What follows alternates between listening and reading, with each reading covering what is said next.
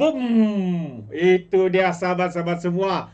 Malaysia pecah rekod dalam pelaburan yang bernilai 378.5 bilion.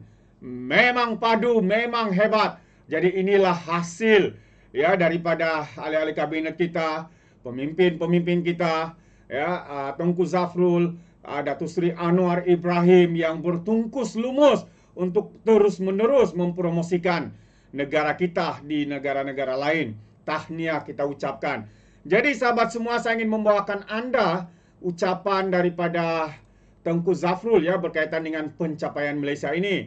Jadi tanpa membuang masa, ayo kita tonton bersama video ini. Yesterday, we just shared our report card for 2024, the MITI report card for 2024, where we presented our targets, especially with respect to the National Industrial Master Plan targets, to show that we are on the right track to meet the targets that has been set under our NIMP. We track all the metrics, such as how SMEs can be shifted from traditional industries to high-value industries, for example, like advanced manufacturing, as well as emerging technologies. So we want to, for example, create 3,000 smart factories by the year 2030 by collaborating with SMEs, MNCs, also local large companies to build a resilient as well as sustainable supply chain. So MITI, together with agencies like MIDA and MATRID, have strongly implemented a whole-of-nation approach to drive reforms related to investments and industries. So we have also been mindful to ensure that industrial and economic transformation bring real impact to the people, to the rakyat, as well as our local SMEs. So the whole-of-nation approach is very important because while the Madani government implement policies and provides direction, it is the industries, investors, and businesses that give life to that policy vision through their operations and innovation that drive growth. So ladies and gentlemen, let us, like what the CEO said, let us acknowledge the reality. This is not an easy time for businesses. The global economic landscape is evolving, is evolving rapidly and shaped by four major forces, namely, first, geopolitical and trade alignments that disrupt supply chains and redefine global partnerships. Secondly, tech advancements such as automation, artificial intelligence, and Internet of Things that are reshaping industries. Number three, the increasing use of state-driven policies and subsidies as emerging countries compete to attract investments and build up key industries. And lastly, the global push for sustainability, where ESG compliance and the green economy are no longer optional, but essential. So these forces intersect and converge to shape how businesses operate. To stay competitive, we must not only adapt, but stay ahead of these changes. And despite these challenges, our Madani government's approach is yielding results. Our investment numbers tell a story I am proud to share with you today. So our GDP grew 5.1% for 2024, a significant improvement when you look at 2023, which was 3.6%. The successful implementation of both new and ongoing investment projects has directly contributed to this growth. The projected GDP growth for 2025 is 4.7%. This will be driven by strong domestic consumption, private consumption, rising private investment, and ongoing recovery in exports. In terms of exports, we expect strategic industries like electrical and electronics and semiconductors to continue anchoring Malaysia's position in the global supply chain. So notably, our sovereign credit ratings as well have been reaffirmed by agencies such as S&P, Moody's, and Fitch. So all of them have also confirmed Malaysia's outlook as stable and promising. Ladies and gentlemen, a quick recap of what we achieved in 2023. Clearly, Okta has no hidden trading charges. But would you rather trust a guided commercial or your own experience? Get more profit without hidden charges.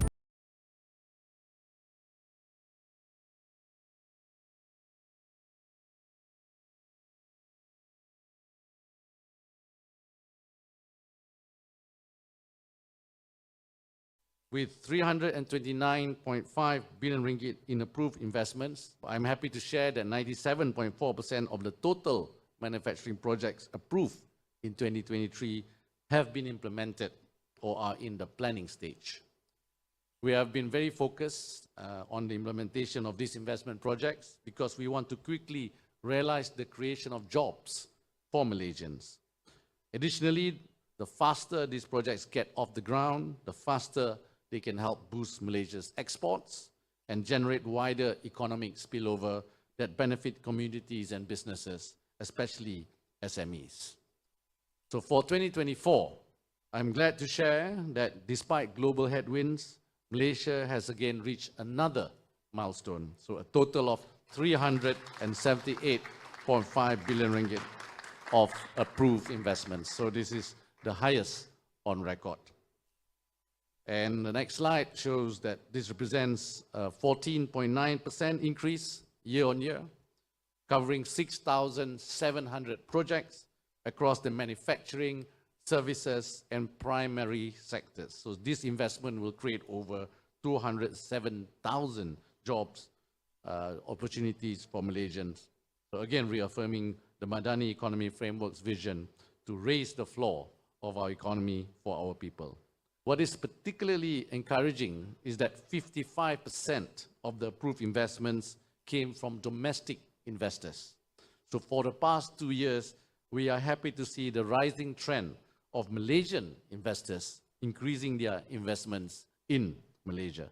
So nothing can actually be more powerful than the endorsement of our own people in our industrial reform and growth policies. So I believe that domestic investors and players' confidence is also a barometer for international investors to consider investing in Malaysia. So as for foreign investments, these contributed 45% of approved investments. I must also highlight that we have a healthy blend of investors from both the East and the West, reinforcing Malaysia's position as a preferred investment destination.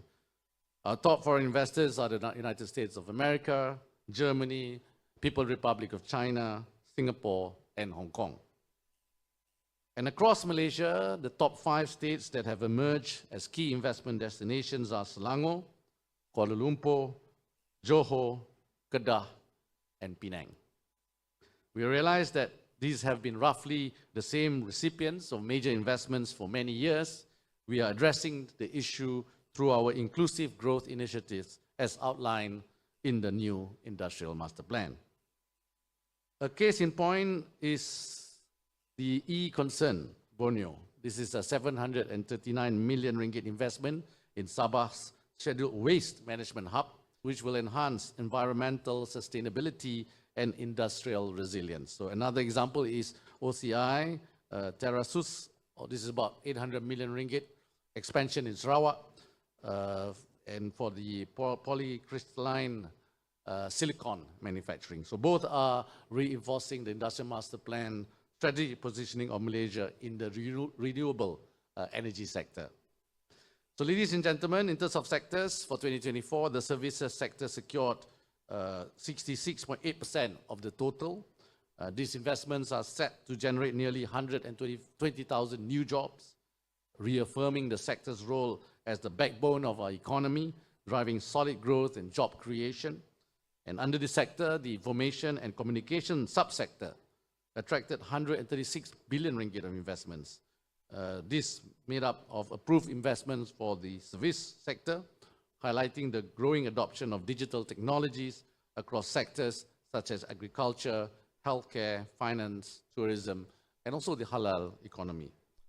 So this positive trend extends to other vital areas such as real estate, which saw 64.5 billion ringgit in investments, support services with 12.9 billion ringgit, utilities at 11.1, and transport services at 8.5 billion ringgit.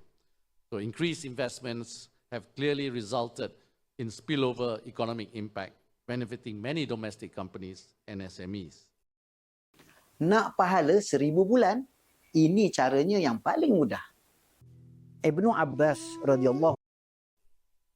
And at the heart of this momentum is Malaysia's proactive positioning as Southeast Asia premier data center hub. Our Digital Investment Office, jointly run by MIDA and MDEC, has delivered 133.3 billion ringgit in digital investments in 2024.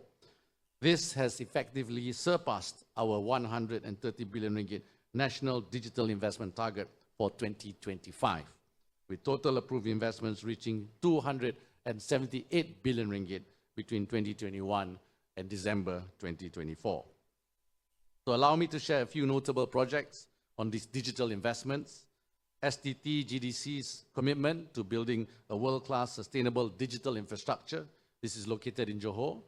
This project is poised to advance our vision for the Johor Singapore Special Economic Zone, the JSEZ, as a hub for innovation, technology and investment. And then as data centers grow, so does their demand for clean, renewable energy. So this is industrial transformation and sectoral convergence in action, where digital progress fuels sustainable energy development. Our commitment to green growth has been clearly outlined. Our green investment strategy, initiatives like CRESS, the Corporate Renewable Energy Supply Scheme, support industry's transition to clean energy solutions. So our green investment strategy outlines the building of an entire sustainable ecosystem. This is where the No Renewables demonstrate this approach well, and you are. This is the 250 million ringgit solar farm in Kulim, combines clean energy with Industry 4.0 technology, setting new standards for sustainable industrial development. Next, a strong modern logistic backbone is essential for trade and economic competitiveness, particularly as e-commerce, manufacturing, and global supply chains evolve very quickly. So thanks for our improving reputation as an efficient, reliable, and well-connected logistics hub. Malaysia ranks 26 globally in terms of connectedness in the 2024 DHL Connectedness Index. And a prime example of Malaysia's growing stature as a logistic powerhouse, for example, the expansion of Singapore-based YCH Group. They are investing 500 million ringgit in the development of supply chain city Malaysia in Selangor. And this is a strong endorsement of the country's clear industrial reform policies and strong growth prospects. So ladies and gentlemen, in 2024, Malaysia's manufacturing sector continued to showcase its strength and resilience. This sector secured 120.5 billion ringgit in investments. This is around 32% of total approved investments. And notably, in terms of jobs, we create around 88,000 jobs, of which around 80% are reserved for Malaysians. And what is even more encouraging is that 41.6% of these positions are high-value roles, spanning management, technical, and skilled labor categories. This strongly supports our Industrial Master Plan goal of nurturing a highly skilled workforce for key industries. In fact, several key industries are leading the way in high-value job creations. 72.6% of jobs in aerospace are high-value positions, and the figure is 44% in chemicals and chemical products, and 40% in electrical and electronics, 37% in pharmaceuticals, as well as 34% in medical devices. So the E&E industry remains the backbone of our manufacturing sector, securing 55.8 billion ringgit in approved investments. Of this, 86% is made up of the semiconductor subsector.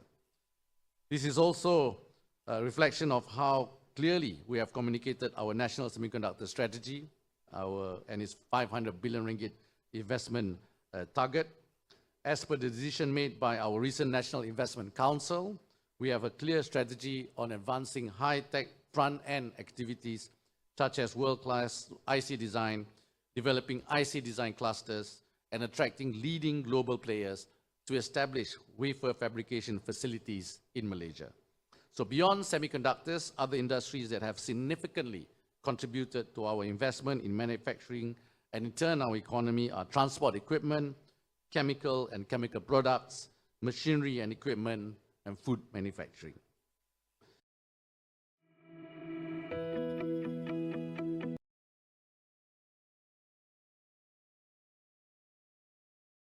Among the notable projects that showcase the dynamism of our manufacturing sector, one is EVE Energy Malaysia's 6.8 billion ringgit expansion, and then MKS Instrument Malaysia, this is a center factory in Penang, about 2.2 billion ringgit. FNN Agri Valley, 1.7 billion ringgit. This is dairy farming and manufacturing of dairy products. This is in Negeri Sembilan.